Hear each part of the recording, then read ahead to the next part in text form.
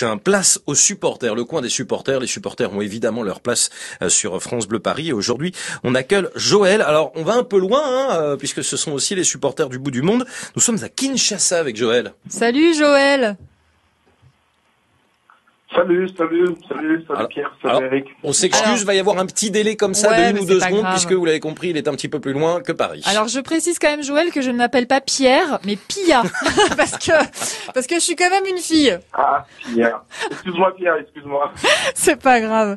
Alors cher Joël, c'est vous qui avez fondé le PSG Fan Club à Kinshasa. Est-ce que vous pouvez nous raconter un petit peu d'abord comment vous êtes tombé amoureux du Paris Saint-Germain ? Alors, je vous assure que ça fait depuis plusieurs années, 10 ans, 15 ans, que j'ai l'habitude de me rendre à Paris pour mes vacances. Donc, et puis, arrivé à Paris, j'étais vraiment obligé de suivre le match étant amateur de football. Donc, je me rendais spécialement au Parc des Princes pour suivre le match de Paris. Et après, voilà, j'ai été obligé quasiment de tomber amoureux de Paris. Et surtout avec l'arrivée d'Ibrahimovic en 2012-2013. Ah, comme je vous comprends, Joël. Que vraiment... Alors, on peut rappeler le contexte pour ceux qui ne s'en souviendraient pas, en 2012. Alors, le contexte, c'est que les Qataris venaient d'arriver et Zlatan, c'était, après peut-être Pastore, c'était la première énorme star qu'ils ont réussi à faire venir à Paris. Et moi, je suis instantanément tombée amoureuse de lui. Donc, voilà, ça a tout changé exactement. Donc, notez-le, le jour où je vous pose la question de quel joueur Pia Clément est-elle amoureuse, c'est Zlatan Ibrahimovic. Notez-le. Un jour, je vous la poserai cette question. Et alors, Joël, du coup, Joël, comment ça s'est passé la création du fan club du PSG à Kinshasa? Vous étiez tout seul au début? Oui, en fait, tout m'est arrivé à Paris, justement. J'étais en train de suivre un match. C'était un match classico entre Paris et l'OM, comme le prochain qui sera le 13 prochain, je dois y être. Exactement. C'était pendant un match et j'étais tout seul. On a remporté le match 3-1. Et j'étais tout seul pour célébrer cette belle victoire. Alors, il m'est venu à l'idée de créer un fan pour me retrouver avec les autres, afin de célébrer ce genre de victoire avec tous les autres. C'est comme ça que j'ai contacté le PSG. Ouais, allez-y. C'est comme ça que j'ai contacté le PSG et j'ai parlé avec Laurent Koss du PSG.